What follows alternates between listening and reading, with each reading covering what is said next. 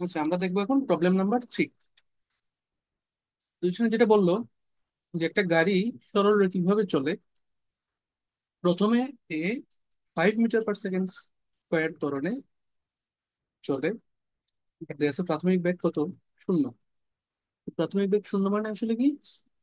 প্রাথমিক বেগ শূন্য মানে তার আদি বেগটা শূন্য। তো সে ডেফিনেটলি কোনো একটা ত্বরণে যদি কিছু সময় চলে তাহলে একটা বেগ প্রাপ্ত হবে। সেই বেগে কিছু সময় এরপরে স্থির বেগে চলে। সেই বেগে কিছু সময় কি করবে? স্থির বেগে চলে। এবং ফাইনালি এরপরে আরো কিছু সময় শেষে স্থির বেগে চলা শেষে দেখা গেল সে একটা একই সমমন্দনে, মানে আগের যে সমত্বরণ যেটা ছিল 5, সেম সেই ত্বরণ কিন্তু বিপরীতমুখী ত্বরণ, অর্থাৎ মন্দনে সে ধীরে ধীরে থেমে যাবে। তখন মোট গতির সময়কাল দেওয়া আছে 25 সেকেন্ড, আর গড়বেগ দেওয়া আছে 72 কিলোমিটার পার আওয়ার। বলছে গাড়িটি কতক্ষণ স্থির বেগে চলেছিল তা নির্ণয় করো। ওই যে মাঝে যে সময়টা স্থির বেগে চলতেছিল এইটা, সেখানকার সময়টা বের করতে হচ্ছে। আচ্ছা, এখন আমরা এই প্রবলেমটা সলভ করার জন্য একটা গ্রাফের টেকনিক ইউজ করতেছি। দেখো, এক্স এবং ওয়াই এক্সিসে আমরা বসাচ্ছি বেগ। নর্মালিও করা যায়, গ্রাফ দিয়ে অঙ্কটা একটু ইজিয়ার হয় বিধায় আমি গ্রাফ দিয়ে দেখাচ্ছি। এই ধরনের অঙ্ক গ্রাফ দিয়ে খুব ভালো মতো আমরা বুঝতে পারি। তাহলে বেগ বনাম সময় লেখচিত্র যদি আমরা আঁকি, তাহলে যেহেতু আদি বেগ শূন্য, প্রাথমিকভাবে বলা আছে প্রাথমিক বেগটা কত? শূন্য। তাহলে একদম 0 পয়েন্ট থেকে স্টার্ট হবে। একটা সময় পর্যন্ত সে কি করবে? একটা ত্বরণে সে একটা বেগ প্রাপ্ত হয়ে যাবে। বললাম সেই বেগটা হইতেছে V0। তবে শুধু ভি বলি, শুধু ভি বেগ প্রাপ্ত হইল একটা নির্দিষ্ট সময় শেষে। ধরলাম সেই সময়টাকে আমরা বললাম কত? বললাম টাউ। টাউ সময় শেষে সে ওই ভি বেগ প্রাপ্ত হইল। তারপরে একটা সময় সে স্থির বেগে চলতেছে। যে বিবেক প্রাপ্ত সেই বেগে স্থির বেগে চলতেছে। স্থির বেগ মানে বেগের কোনো পরিবর্তন নাই, স্থির বেগে রইলো। কত সময় জুড়ে চললো? সেই সেই সময়টাকে আমরা বললাম টি। যে টিটাই আসলে আমাকে পরবর্তীতে বের করতে হবে। এই টিটাই আমাকে কি করতে হবে? বের করতে হবে টি সমান কত। স্থির বেগে যে সময়টা চলতেছে টি সমান কত, এটা আমাকে শেষ পর্যন্ত খুঁজে বের করতে হবে। তারপরের অংশ দেখি। 5 মিটার পার সেকেন্ড স্কোয়ার সমমন্দনে সে থেমে যায়। অর্থাৎ এই বিন্দু থেকে এই সময় শেষে, মানে টাও সময় শেষে বিবেগ প্রাপ্ত, তারপর ভি থেকে আবার টি সময় শেষে একটা সম বেগে গেল, তারপরে হচ্ছে মন্দনে সে নেমে শূন্য বেগ প্রাপ্ত হইল। এখন দেখি, ইন্টারেস্টিংলি, ডানে সরাই দিই। আচ্ছা, ইন্টারেস্টিংলি দেখো এটা কত হবে। একটু চিন্তা করলে তোমরা বুঝতে পারতেছো, এই যে সময়কাল যেটা আমি বলছি, ডিউরেশন যেটা, এই ডিউরেশনটাও কি হবে? টাউই হইতে হবে। কেন? এখানে যে টাউ ছিল সেটার সমানই হইতে হবে এখানে। কারণ স্থির অবস্থা থেকে 5 মিটার পার সেকেন্ড স্কোয়ার ত্বরণে যে বেগ প্রাপ্ত হয়েছে, সেই বেগ থেকে 5 মিটার স্কোয়ার সমমন্দনে থেমে যাইতে, অর্থাৎ বেগ শূন্য হইতে ঠিক একই সময়ই লাগবে। ঠিক আছে, সিমেট্রি বা প্রতিসাম্য থেকে। তাহলে আমরা বলতে পারি এটাও টাউ। ঠিক আছে, এটাও টাউ। এখন পুরা সময়কাল কত বলছে? এই পুরো সময়টাকে বলছে 25 সেকেন্ড। তাহলে চলার পুরো সময়টা হচ্ছে 25 সেকেন্ড দেয়া আছে মোট গতির সময়। ঠিক আছে। মোট গতি সময়কালে টি বলছে, তো সো এটাকে আমরা বলছি সাপোজ টি নটটা বের করতে হবে। এটাকে টি নট বললাম, অথবা whatever, এটাকে টি নট নাম দিলাম আর কি। টি নটটা কত সেটা বের করতে হবে। ওকে। স্থির স্থির বেগে যে সময়টা চলে সেটাকে ধরলাম টি নট, সেটাই বের করতে হবে। ঠিক আছে। এখন কি দেয়া আছে? গড় বেগ দেয়া আছে 72 কিলোমিটার পার আওয়ার। গড় বেগ কত দেয়া আছে? 72 কিলোমিটার পার আওয়ার। এখন গড় বেগের সূত্র কি জানি আমরা? গড় বেগ সমান কি জানি? মোট দূরত্ব বাই মোট দূরত্ব, বা মোট অতিক্রান্ত দূরত্ব ডিভাইড বাই মোট সময়। মোট সময় তো 25, এটা দেয়া আছে। তাহলে মোট দূরত্ব কত সেটা আমাকে ধরলাম, যদি আমরা এস বলি, ডিভাইড বাই 25। আর গড় কত? 72 কিলোমিটার পার আওয়ার আছে তো। তাকে যদি আমি 3.6 দিয়ে ভাগ করি, আমরা কি পাবো? মিটার পার সেকেন্ড পাই। এটা খুব কমন আমরা জানি। 3.6 দিয়ে যদি ডিভাইড করে আসবে হচ্ছে 20 হোলস টু এস বাই 25।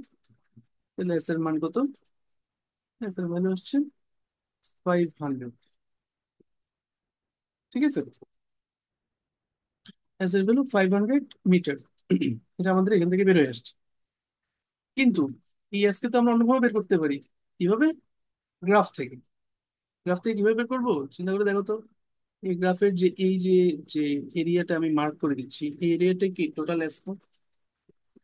এই এরিয়াটাই টোটাল এস। কেন? কারণ ব্যাক বনাম সময় লেখচিত্রের লেখচিত্রের নিচের যে ক্ষেত্রফল যেটা আছে সেটাই কি আমরা জানি মোট সরণ, মোট অতিক্রান্ত সরণ, অর্থাৎ বিডিটি এর ইন্টিগ্রেশন।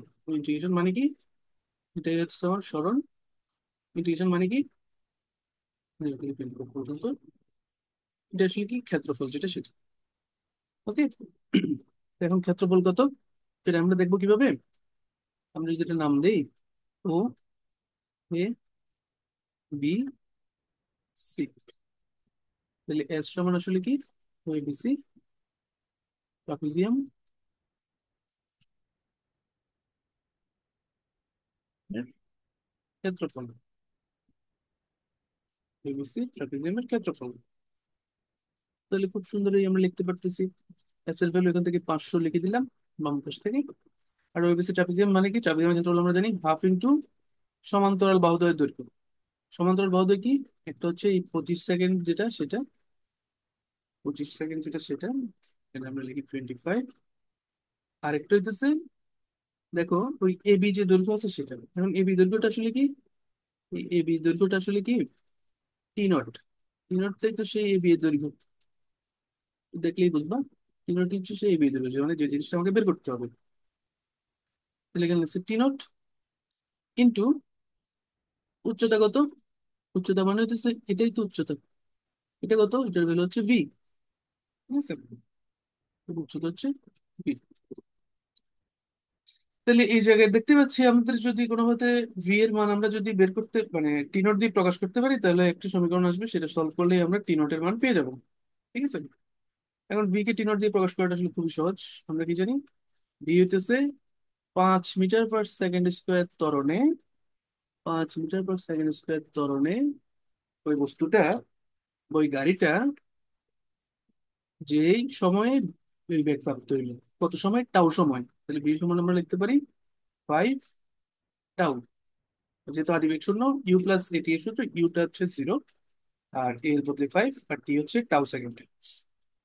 ঠিক আছে, আবার টাউকে টি নট দিয়ে প্রকাশিত করা যায় কিভাবে দেখুন। এখান থেকে আমরা বুঝতেই পারতেছি কি, টি নট প্লাস দুইটা টাউ মিলে হইতেছে আসলে 25। অর্থাৎ টি নট হইতেছে আসলে কি 25, অথবা টাউ দিয়ে লিখি আমরা, টাউকে প্রকাশ করি টি নট দিয়ে। টাউকে লিখতে পারি 25 minus t naught divide by 2। সরল করলেই তোমরা বুঝতে পারবে। তো ভি কে আমরা লিখতে পারতেছি কি, ভি সমান 5 × 25 মাইনাস টি নট বাই 2। ওকে, এখন এটা আমরা বসাই দিব এখানে, বসাই দিই। তাহলে বাম পাশে আসতেছে 500, ডান পাশে আসতেছে half into 25 plus t naught হচ্ছে 25 minus t naught by 2 into 5। তাই তো?